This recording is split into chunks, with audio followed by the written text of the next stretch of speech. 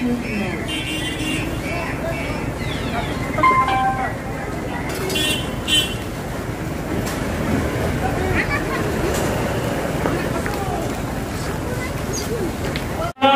দ্রুতভাবে শেষ করুন। যারা নির্মাণাধীন করেনি তারাও তাড়াতাড়ি যেন কাজগুলো শেষ করে নিয়ে সেখানে জানা পাবে। মাননীয় মুখ্যমন্ত্রী মমতা ব্যানার্জির যে স্বপ্নের প্রকল্প, যে 12 লক্ষ ঘর দেওয়ার কথা ছিল 2024 সালে, যেটা ঘোষণা করেছিলেন যে 2024-এর ডিসেম্বরের মধ্যে উনি 12 লক্ষ ঘরের টাকা বেনিফিশিয়ারির অ্যাকাউন্টে 60,000 করে প্রথম ইনস্টলমেন্ট দিয়ে দিবেন। স্বাভাবিকভাবে সেভাবে দিয়েছে, তো ডিসেম্বর মাসে আপনারা পেয়ে গেছেন। দ্বিতীয় কিস্তির টাকা মে মাসে দেওয়ার কথা ছিল, মে মাসের শেষের দিকে ভাতা, বিধবা ভাতা, লক্ষ্মী ভান্ডার এইভাবে প্রতি বাড়িতেই আছে। তো যার কারো যদি লক্ষ্মী ভান্ডার পেতে যদি অসুবিধা হয়, বন্ধ হয়ে গেছে, আপনারা পঞ্চায়েতের সঙ্গে যোগাযোগ করবেন। পঞ্চায়েতে একজন স্টাফ আছে আমাদের যে লক্ষ্মী ভান্ডার বিষয়টা দেখে যায়। যার বার্ধক্য ভাতা, বয়স্ক ভাতা, এই ধরনের 3-4টা মনে হয় ভাতা আছে। যে ভাতাটা আগামী জুন মাসে, মানে জুলাই মাসের 4 তারিখের পর থেকে মনে হয় আপডেটিং শুরু হবে নাকি? জুন মাসে অনলাইনে শুরু হবে। তার জন্য কিছু কিছু কাগজ জেরক্স করে রাখতে হবে। ওই কাগজগুলো আপনারা জেরক্স করে রাখবেন। এদিকে দৌড়ানোর দরকার নাই। আপনাদের এলাকাতে মেম্বার সাহেব আছে, মেম্বার সাহেব আপনাদেরকে খবর দিবে, খবর মোতাবেক আপনারা আসবেন, আপনাদের আপডেট করে দেবে, যেন আপনাদের ভাতাটা ঠিকঠাক করে পান। সেই সুযোগ সুবিধাগুলো আপনাদের পাশে সরকার আছে। একটা দেখছি আপনারা, আমাদের ভারতবর্ষের মধ্যে দুটা সরকার চলছে। তো আমাদের মাননীয় মুখ্যমন্ত্রী মমতা ব্যানার্জি, ওদিকে নরেন্দ্র মোদী। তো 2011 সালের আগে আমরা কি জানতাম? এখন তো বাংলার আবাস যোজনা, এখানে তো বাংলার আবাস যোজনা এখন নাম, তাই না? বাংলার আবাস যোজনা 2011 সালের আগে কি ছিল? ইন্দিরা আবাস যোজনা ছিল কিনা? বয়স্ক লোকগুলো কাকু জানেন না ইন্দিরা আবাস যোজনা নামে?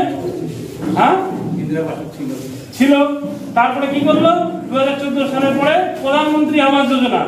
প্রধানমন্ত্রী আবাস যোজনা আপনারা কয়জন পেয়েছেন কি প্রধানমন্ত্রী আবাস যোজনা? 5 বছর ধরে দিচ্ছে করে দেয়নি। তো একটা সরকার দেয়নি, আর একটা সরকার মাননীয় মুখ্যমন্ত্রী মমতা ব্যানার্জি আপনাদের যা কথা দিয়েছিল সেই মোতাবেক বাংলার আবাস যোজনা 1,20,000 টাকা আপনাদের জন্য বরাদ্দ করেছেন মাননীয় মুখ্যমন্ত্রী। তো একটা সরকার ওইদিকে খালি কথাই বলে যায়, একটা কাজে।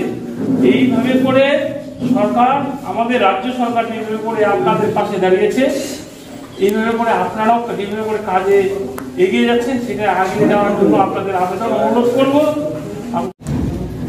এই প্রোগ্রাম করার উদ্দেশ্য কি রয়েছে আপনাদের? আপনারা জানেন মাননীয় মুখ্যমন্ত্রী মমতা ব্যানার্জি বাংলার লোকদের জন্য বাংলার বাড়ি দিয়েছে। আজকে আমরা কালিয়াগঞ্জ ব্লকের মুস্তাফানগর অঞ্চলে আমাদের এখানে যে 779 জন বাংলার বাড়ির উপভোক্তা আছেন, তাদেরকে নিয়ে আমরা আজকে মিটিং করলাম। মিটিং করার মূল উদ্দেশ্যই হচ্ছে তারা ফার্স্ট লটের টাকা পেয়েছে 60,000 টাকা। তারা নিনটার অবধি কাজ করলো কি না সেটা খতিয়ে দেখা, এবং যারা নিনটার অবধি কাজ করেছে তাদেরকে সেকেন্ড লটের টাকাও ছাড়িয়ে দেওয়া হয়েছে। তাদেরকে একটা গাইডলাইন্স, তাদের একটা টাইম লাইন দিয়ে দেওয়া হলো যে এই তারিখের মধ্যে, জুন মাসের 30 তারিখের মধ্যে তাদের কাজ কিন্তু কমপ্লিট করতে হবে। সেই জন্য আজকে এই মুস্তাফানগর অঞ্চলে এই বেনিফিশিয়ারিদের নিয়ে আমরা এই মিটিংটা করলাম। আপনাদেরকে এই মিটিং কি সমস্ত জায়গায় চলছে? প্রত্যেকটা পঞ্চায়েতগুলোতে চলছে? হ্যাঁ, প্রতিটা অঞ্চলেই এই মিটিংটা চলছে। এর আগেও আমরা মিটিংটা করেছি, যখন আমরা ফার্স্ট লটের টাকা দিই তার আগে একটা মিটিং করেছি। যেহেতু এখন আমরা সেকেন্ড লটের টাকা দিচ্ছি, সেকেন্ড লটের টাকা দিয়েও আমরা মিটিংটা এই জন্য মিটিংটা করছি যে তাড়াতাড়ি এই যে 12 লক্ষ লোক, আমাদের ওয়েস্টবেঙ্গলে 12 লক্ষ লোক ঘর পেয়েছে, এবং আগামীতে ডিসেম্বর মাসে মাননীয় মুখ্যমন্ত্রী আরও 16 লক্ষ লোককে ঘর দেবে, যাতে এই 12 লক্ষ লোকের মধ্যে আমাদের কালিয়াগঞ্জ ব্লকে 6,800 ঘর আছে। এই 6,800 লোক যেন খুব তাড়াতাড়ি যাতে ঘরটা কমপ্লিট করতে পারে। কমপ্লিট করলে এই সেকেন্ড ফেজে যারা বেনিফিশিয়ারি আছে তারাও তো এই 16 লক্ষর মধ্যে আছে, তারাও যেন ঘরটা পাবেন। এই জন্য আমাদের এই মিটিংটা করা।